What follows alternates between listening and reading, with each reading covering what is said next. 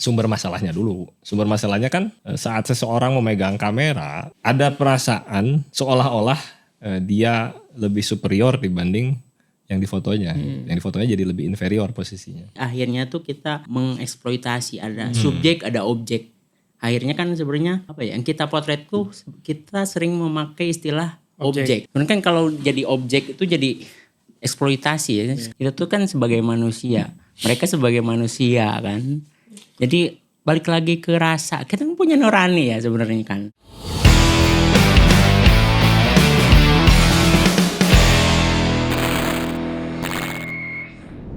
Balik lagi di Voice of Raus, masih di Seta Studio.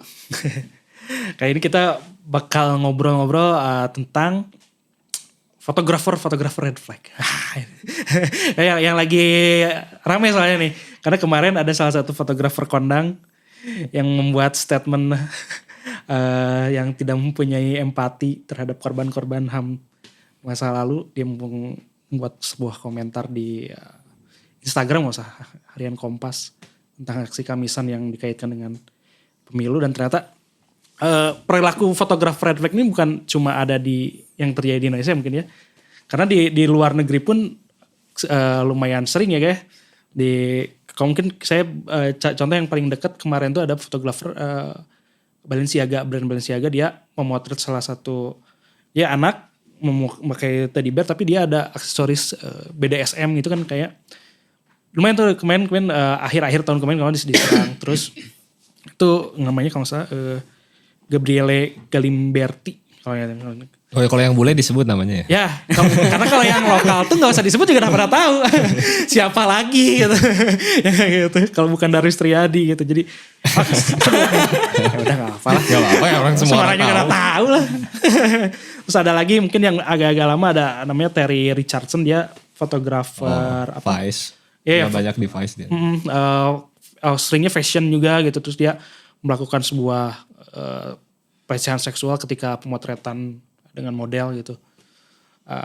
Beberapa tahun lalu kalau gak salah. Terus dia mempublikasikan ketika pemotretan itu untuk kebutuhan pameran. Jadi setelah melecehkan, foto dia dengan itu tuh topless, kalau gak salah topless tuh dipublikasikan di pameran dan buku dan lain-lain gitu. Terus ada lagi, saya coba browsing tuh nanti mungkin sumber artikel saya coba masukin lah ya. Di Cina ada sekelompok street photographer katanya. Jadi mereka memotret seorang wanita yang berdandan modis, benar-benar modis. Tapi bukan untuk fashion show, dia emang pengen main aja ke mall gitu. Terus dengan bergerombol itu mereka memotret dia dengan komunitas berarti. 10 orang kalau nggak salah, 10 atau berapa orang, dia memotretin soal kayak fashion show, padahal enggak, dia diintilin terus. Itu juga lumayan ramai kemarin di Cina, ternyata lumayan ramai setelah saya browsing. Oh ini di Cina juga sama kayak di sini, tapi di sini nggak pernah diusut kayaknya. Nah, ada contoh lain gak sih Kak selain itu ya? Nah sebelum ngomongin contoh sebetulnya, ngomongin kalau dari beberapa contoh tadi yang bisa saya tangkap tuh sumber masalahnya dulu. Sumber masalahnya kan saat seseorang memegang kamera, ada perasaan seolah-olah dia lebih superior dibanding yang difotonya. Yang difotonya jadi lebih inferior posisinya. Nah di sini ada perasaan itu, kebanyakan, nggak semuanya, tapi banyak yang merasa bahwa orang memegang kamera seolah-olah dia punya paspor untuk mengunjungi dan melakukan apa saja ke orang lain gitu. Praktik itu udah ada dari zaman dulu, maksudnya dari zaman kolonialisme, nggak hanya di Indonesia, di negara-negara lain yang ada cerita kolonialnya gitu. Kamera itu memang digunakan oleh pengkoloni ini untuk memotret subjek. Biasanya mungkin untuk kebutuhan data, penelitian, dan hal lain. Tapi menempatkan posisi subjeknya itu seolah-olah di bawah dari yang difoto. Dan praktik itu berulang. Gitu. Belum lagi ngomongin misal bahwa ada kecenderungan bahwa orang memotret itu seperti pulang membawa trofi. Ya. Jadi hewan buruan gitu. Hewan buruan seperti makanya ada istilah shoot, memotret itu shoot, bahkan ada istilah begitu hunting misalnya. Itu kan bahasa pemburu sebetulnya gitu. Mungkin bahasa bahasa pemburu yang masih banyak dipakai sampai hari ini, yang akhirnya menunjukkan bahwa fotografer itu seolah-olah posisinya atau derajatnya lebih tinggi dibanding yang difoto. Nah, perasaan itu dan kebiasaan yang berulang itulah yang akhirnya mungkin membuat kejadian-kejadian kayak tadi terjadi gitu, bahwa serasa ada kuasa lebih gitu. Apalagi kalau udah famous gitu jadi kayak Iya. ditambah famous itu Iya. udah jadi. Karena banyak juga cerita-cerita misalkan baik yang di luar ataupun di sini bahwa justru yang ingin misalkan kalau ngomongin fotografer yang laki-laki misal dan yang difotonya perempuan, banyak juga sebetulnya cerita-cerita kayak misalkan bahwa perempuannya pengen difoto sama fotografer A gitu. Karena mungkin si fotografer udah terkenal sehingga kalau misalkan difoto sama dia bisa kebanggaan gitu ya. katakanlah ini si yang difotonya model gitu. Yang nggak harus perempuan bisa cowok juga gitu. Tapi saat difoto sama orang ini dia bisa meningkatkan portofolionya karena pernah difoto sama orang ini. Nah soalnya gitu. Padahal kan sama-sama manusia, bedanya cuma megang kamera sama enggak gitu. Ya, beda tugasnya doang, yang satu pose, yang satu neken shutter gitu doang sebenarnya. Lo gimana Pak? Ya kalau saya sih ngelihatnya tadi agak cerita tuh kayak ada istilah yang mungkin sering kita pakai, jadi akhirnya tuh kita mengeksploitasi, ada subjek ada objek. Akhirnya kan sebenarnya yang yang kita potret tuh kita sering memakai istilah objek. Kemudian kan kalau jadi objek itu jadi eksploitasi ya. Sekarang tuh mungkin agak dirubah gitu istilah yang itu subjek sebenarnya kan kalau ada subjek ada objek tuh kayak ada jarak gitu kan ya. Enaknya disebut apa dong? Ya subjek lagi. Subjek aja ya. Iya. Jangan objek. Sebenarnya kita sama kan, kita sama-sama Setara. subjek. Ya. Iya. Karena memang kan prosesnya pasti bahwa di podcast sebelumnya juga saya sempat bilang bahwa ada namanya memotret itu pasti ada mengatur kamera, mengatur yang difoto dan mengatur nanti bagaimana reseptornya gitu, si yang membaca itu. Artinya kan itu adalah 3 hal yang setara gitu, bahwa fotografer memang menyeting bagaimana dia mau menyampaikannya dengan kamera dengan teknis segala macam, yang difoto pun menyeting dirinya ingin ditampilkan seperti apa gitu. Nantinya setting terakhir adalah penggabungan dari kedua itu nantinya ingin disampaikannya seperti apa ke orang yang lebih banyak gitu. Jadinya pada dasarnya setara gitu. Cuman karena merasa nggak tahu ya. Kan sekarang juga kalau kita ngelihat fenomena hari ini tuh saya balik lagi nih kalau ditariknya ke perumpamaan ke memburu tadi. Hari ini kalau orang mau ada bermasalah katakanlah di jalan gitu. Tabrakan atau apa tuh, senjata masing-masing menurut saya memegang kamera, memegang senjata gitu. Senjatanya adalah kamera gitu untuk. Jadi kamera tuh sampai hari ini masih digunakan sebagai senjata tadi gitu. Nah, mungkin paradigma yang harus dirubah adalah bahwa dengan membawa kamera sebetulnya kita tidak membawa senjata gitu. Bahwa kita kalaupun kita memotret orang lain gitu, kita hanya mengunjunginya bukan mengintervensinya sebetulnya gitu. Red flag. Tapi gimana ya? Karena kan kebiasaannya itu udah di warisan turun temurun, bahkan diglorifikasi melalui event-event dengan hunting, bahasa hunting bareng. Karena kan mungkin kayaknya masih ada sih mungkin ya. Masih ada. Banyak. Nah itu mencegah itu karena kan kita mau mengedukasi orang dengan. Tapi kalau mengedukasi itu kayaknya terlalu berat. Memberitahu orang. Siapa kita? Ya gitu. Nah itu mencegah minimal orang yang baru mau masuk foto tuh tidak menjadi red flag tuh gimana? Ya apa ya? Ya balik lagi sih sebenarnya kan kita mesti mempertanyakan lagi sih. Kita tuh kan sebagai manusia, mereka sebagai manusia kan. Jadi balik lagi ke rasa, kita kan punya nurani ya sebenarnya kan. Nah itu yang kayak yang pertama tadi saya ini nggak ada. ya nambahin nyambung lah. Maksudnya memotret itu kan act of observation gitu ya. Jadinya kita tuh mengobservasi gitu. Otomatis saat kita mengobservasi kita menjadi mengetahui gitu. Mungkin pengetahuannya bisa masih dangkal, bisa sangat dalam, itu berbeda-beda gitu. Tergantung bagaimana observasi dan mungkin nantinya risetnya seperti apa terhadap apa yang mau difoto gitu. Nah, tapi dari awal bahwa fotografi itu adalah salah satu cara untuk mengamati gitu. Harusnya harusnya kepekaan itu muncul dengan sendirinya gitu. Iya. Jadi yang lebih penting itu jadi manusia dulu, bukan jadi fotografer sebetulnya. Gitu. Iya kan? Benar.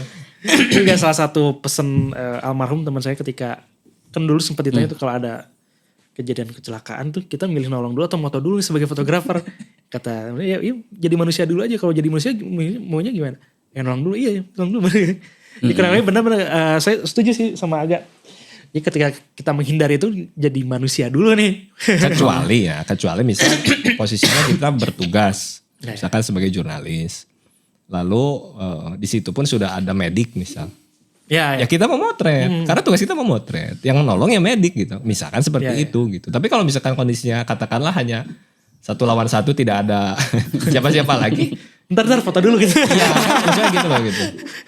Nggak tahu, saya nggak tahu. Mungkin insting orang akan berbeda-beda gitu. Teman mungkin kalau saya instingnya itu bukan memotret gitu. Karena terkadang beberapa waktu lalu pernah ngobrol juga sama Uloh bahwa memotret itu betulkah memotret itu mengabadikan momen gitu. Justru dalam aspek-aspek tertentu memotret itu malah bisa menghilangkan realitas momennya gitu. Karena kita fokusnya memotret bukan fokus mengalami kejadian misalnya gitu.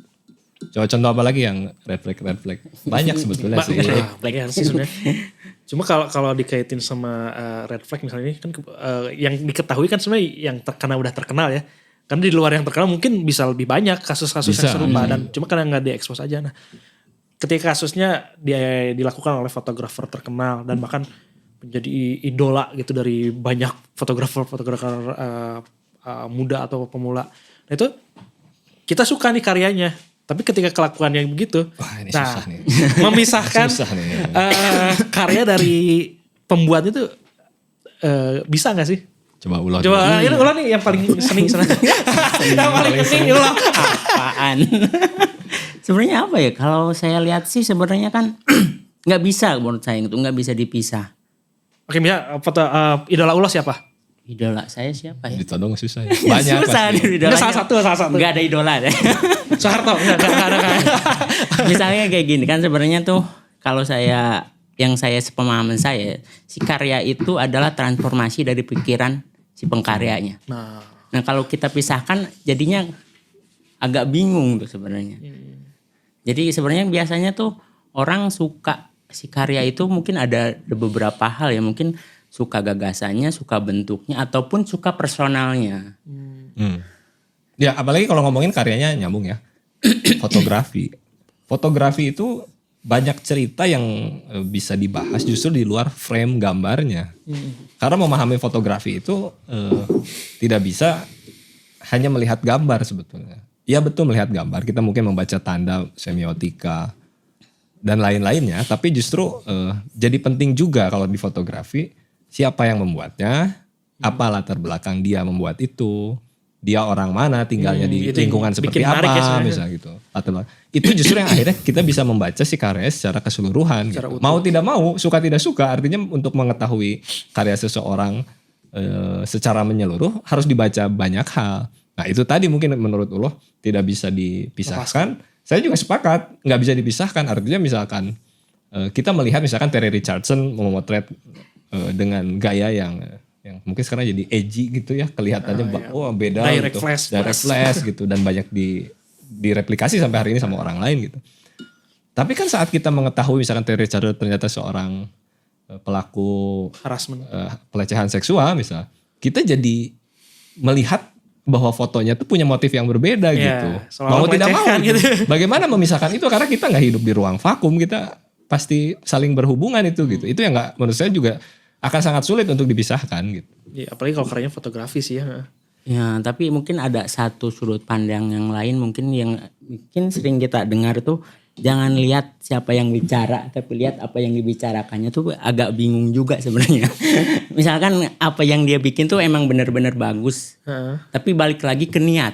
Kalau di salah satu agama itu tergantung niat katanya. Jadi niatnya itu akan mempengaruhi si karyanya juga. Jadi saya sebenarnya bingung juga gitu kalau ditanya memisahkan kayak gitu. Tapi kan niat yang tahu cuma diri sendiri. Itu yang susah. Tapi kalau disambungin ke agama, banyak nih. Enggak, kan misalkan di agama saya gitu kan, untuk memahami katakanlah Tuhan tuh kita harus memahami ciptaannya gitu. Artinya nggak bisa dipisahin, gitu loh. Saya lebih sepakat persepsi tadi statement awal bahwa itu nggak bisa dipisahkan karena memang apa yang diciptakan sama penciptanya, bagaimana cara memisahkannya? Karena dia nggak muncul tiba-tiba gitu. Ada proses panjang yang akhirnya sampai karya itu tercipta, baik itu mungkin dari kehidupan kesehariannya, apakah dari olah pikirnya gitu, atau dari pendidikannya gitu. Gimana memisahkan itu? Menurut saya sih sangat susah gitu. Jadi misalkan ada contoh lain kayak misalkan Tatsuo Suzuki. Tatsuo Suzuki itu seorang fotografer di Jepang dan dia memotret street fotografi. Lalu udah banyak tuh yang suka followernya. Tapi ya? di satu waktu dia kan jadi ambasadornya Fujifilm. Tiba-tiba dicabut tuh video promosi salah satu kamera terbaru mereka, saya lupa kamera apa. Karena komen netizen mengatakan bahwa gaya memotretnya obstrusif, sangat mengganggu, sangat ya ibarat orang lagi jalan terus pasti merasa terganggu dengan cara memotretnya yang agak sporadis, kadang menghalangi dan cukup banyak yang di fotonya adalah perempuan di situ gitu, dan mungkin merasa terganggu juga gitu. Mungkin ya nggak tahu, kita hanya bisa ngelihat videonya, kita nggak ada di situ. Nah dari situ aja kan pada akhirnya kita bisa melihat bahwa itu tadi, bahwa memotret itu tujuannya apa gitu. Kalau memang hanya untuk mencari buruan, sudah pasti ada pihak yang tersakiti. Iya, Pasti itu Pak gitu. Iya. Kalau balik lagi ke situ, iya. Jadi nggak bisa dilepasin sebenarnya. Ya sebenarnya Gimana? ya? Balik ke masing-masing sih. Kalau ditanya memisahkan antara pengkarya sama karyanya tuh, ya balik ke masing-masing diri kita masing-masing sih. Cuma yang susah tuh mungkin ketika kita terlanjur suka sama karyanya, terus tiba-tiba kecewa gitu dan misalnya kayak saya suka lagu Dewa gitu. Terus tiba-tiba lihat Ahmad Dhani seperti sekarang gitu. Jadi, hah kok gini? Tapi kan si karyanya kita tetap suka, cuma pandangan kita terhadap karya itu mungkin jadi beda gitu. Mau nggak mau jadi Pasti beda. gitu kan ya? Mau yang nggak mau jadi beda. Tapi kalau ini pembahasannya bisa sangat panjang. Menurut saya memahami musik dengan foto, meskipun sama-sama adalah hasil karya, pun bisa jadi sangat berbeda sebetulnya gitu. Menurut saya musik itu jauh lebih abstrak. Reseptor kita saat menerima musik sama saat kita melihat visual itu sangat berbeda gitu. Kalau musik itu dia bisa sangat cenderung abstrak. Saya pernah mendengarkan lagu-lagu Mandarin gitu. Saya nggak tahu bahasanya apa gitu. Tapi saya tahu itu lagu tentang sesuatu yang sedih gitu. Itu kan lebih sangat abstrak gitu. Meskipun saya juga nggak meng-cross check itu lagu tentang apa, tapi saya bisa menangkapnya seperti itu. Kalau visual, dia lebih direct soalnya, mau nggak mau gitu. Visual itu lebih langsung ke depan muka kita, langsung menggali memori kita terhadap suatu kejadian yang mungkin ada relevansinya dengan apa yang difoto di situ gitu. Sehingga apalagi kalau nanti dicari tahu bahwa siapa yang memotretnya, latar belakangnya apa, motifnya seperti apa, kenapa dia motret itu. Begitu kita menemukan ketidaksesuaian, katakanlah tadi ada hal-hal red flag, itu pasti kitanya langsung mental gitu. Kalau ngomongin visual, jadi kita membaca motif gitu, kayak oh ternyata dia ternyata senang memotret, katakanlah kalau di kasusnya tadi Terry Richardson senang memotret dengan gaya yang agak nakal atau gimana. Oh dia punya kecenderungan untuk akhirnya bukan hanya mengeksploitasi secara visual gitu, tapi mengeksploitasi tubuh dari yang difoto gitu kan. Ya susah, nggak bisa. Maksudnya kalau se ekstrim itu ya contohnya nggak bisa dipisahkan gitu. Beda kalau misalkan pelakunya itu melakukan hal apa tapi motretnya sesuatu yang tenang, landscape misalnya gitu, yang zen gitu. Tapi ternyata melakukan kejahatan gitu. Nah itu mungkin karena fotonya pun cenderung abstrak, karena misalkan fotonya tentang pemandangan yang bisa dibaca dengan sangat indah. Ya mungkin itu bisa terpisahkan gitu. Tapi kalau fotonya apalagi di situ dia berkarya, tujuannya berkarya, punya ide, punya gagasan, punya narasi di situ gitu, punya statement terhadap karyanya, lalu ternyata melakukan hal yang akhirnya jadi bisa dihubungkan ya. Kalau sama netizen tuh bisa dihubungin, oh pantas dia begini, soalnya begini, nah gitu loh. Itu nggak makanya susah misahin itu gitu. Atau mungkin bertolak belakang banget itu yang karyanya menyuarakan tentang suara kemanusiaan dan lain-lain, terus perilakunya tidak, nah itu kan jadi kontradiksi. Iya. Sebenarnya kan itu yang pernah dibilang agak tuh jujur itu, fotografi jujur itu kan akhirnya nyambung ke situ kan ya. Nanti kita bahas ya jujur ya. Yang jujur nanti kita. Akhirnya kan yang kalau tadi dibilang yang dia bahas kayak gini, yang dia lakuin kayak gini, akhirnya nggak jujur kan, nggak sinkron. Atau mungkin bisa jadi kan karena manusia itu berubah gitu ya. Atau bisa jadi memang pesanan aja gitu. Ada yang mau bayar kan. Oh, iya, Ya. Oke, nah untuk yang kayak tadi kan semuanya nyambung ya dari perilaku ke sini. Oh, pantesan gini. Nah, kalau kayak kasus terbaru kita yang di Indonesia nih, Darwis Triadi nih. Kok kayak yang ketahan dulu ngomongnya. Enggak, ini mah karena udah semua juga udah tahu ya. Kan karya dia tuh sebenarnya ya modeling kayak gitu-gitu ya, maksudnya foto-foto beauty shoot, model untuk produk dan lain-lain. Tapi ketika dia mengutarakan pendapat yang sebenarnya di luar konteks fotografi dan tidak ada hubungan fotografi, apakah itu masih bisa mempengaruhi ke karya dia yang sudah dia lakukan? Mungkin gini, kalau ngomonginnya Darwis Triadi kan sebetulnya dia fotografer komersial, yang artinya dia mengerjakan proyek itu dibayar oleh klien kebanyakan ya. Mungkin dia pun ada yang karya yang personal, saya cuma nggak begitu tahu gitu. Yang sering kita lihat kan yang umum adalah yang memang dia fotografer komersial industri yang dibayar gitu. Artinya dia punya seperangkat kemampuan, seperangkat alat dan hal-hal lainnya untuk menghasilkan foto yang menurut dia ideal gitu. Tapi foto yang ideal itu adalah balik lagi ideal untuk kebutuhan klien juga gitu. Nah, selfie juga sih. Mungkin ya. Mungkin kalau itu bisa jadi terpisah. Karena saat orang mengerjakan proyek komersial, dia tidak sedang apa ya? Saya nggak bisa bilang 100%, tapi mungkin tidak 100% membicarakan dirinya sebetulnya. Di situ ada diri klien gitu. Kebutuhan klien gitu. Beda kalau memang kebutuhannya adalah kebutuhan full berkarya. Misalkan kayak tadi Tatsuo Suzuki yang berkarya di street fotografi yang sporadis tadi di jalanan, motretnya agak mengganggu. Dia tujuannya berkarya gitu. Nah, karena dia tujuan berkarya, terus orang tidak suka dengan caranya memotret yang dianggap kurang sopan dan segala macam. Nah, itu pasti langsung ketemu gitu. Mungkin beda kalau misalkan Pak Darwis Triadi yang memotret komersial untuk kebutuhan motret apa, lalu dia mengeluarkan statement seperti apa. Itu mungkin bisa agak dipisahkan. Lagi-lagi tapi balik lagi bahwa fotografi itu kan mengamati ya. Dan semakin orang berfotografi seharusnya, seidealnya mungkin adalah makin tahu juga seperti apa perasaan orang yang difoto. Dia bisa merefleksikannya terhadap diri dia juga gitu. Nah, hal-hal kayak gitu tuh mungkin dalam kasus ini jadi luput gitu. Bahwa ternyata memotret puluhan tahun tuh belum tentu bisa meningkatkan empati gitu ya.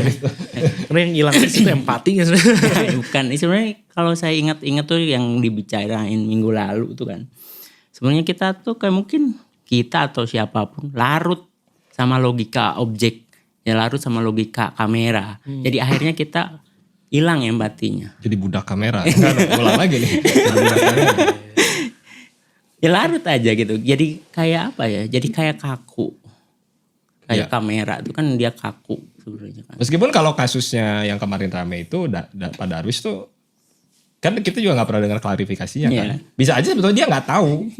Beneran nggak tahu kan? ya. Mungkin aja kan.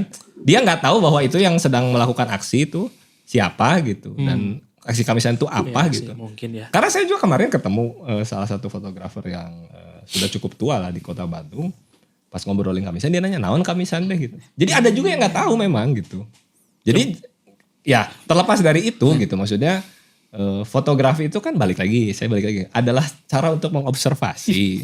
Makin sering memotret harusnya makin banyak diobservasi. Otomatis kulminasi pengetahuannya pun harusnya semakin banyak gitu. Ya harusnya ya. Dan otomatis jadi semakin bijak harusnya gitu. Harusnya. Kita beli lagi harusnya. Ya belajar lah. Kayak mungkin ini kesalahan dia terus nanti dia belajar. Ya mudah-mudahan. Harusnya. Amin. Saya serius mengaminkan itu karena mau tidak mau kan beliau adalah figur yang di apa ya jadi panutan banyak orang gitu. Artinya saat seseorang menjadi figur mau tidak mau dia bukan hanya milik diri sendiri, dia milik banyak orang gitu. Bahkan dia jadi di kayak ini simbol fotografi Indonesia. Iya makanya. Kemarin kan sempat seperti itu, kemudian kurang lebih dari yang lain tuh fotografer gitu ya. Padahal kan nggak semua gitu. Ya. Nah, hari ini tadi saya baru lihat juga story salah satu fotografer senior mengcounter itu di aksi kamisan ada yang ikutan nanti mungkin. Oh iya nanti. Ya itu pun suatu gerakan yang bagus ya, artinya ada fotografer lagi yang bersuara untuk bahwa fotografer tuh yang nggak begitu sebetulnya gitu. Gak semua fotografer tuh kayak gitu gitu. Ya. Mudah-mudahan kita terhindar dari perilaku red flag seperti itu. Oke teman-teman, sekian untuk episode kali ini. Sampai jumpa di episode selanjutnya. Bye.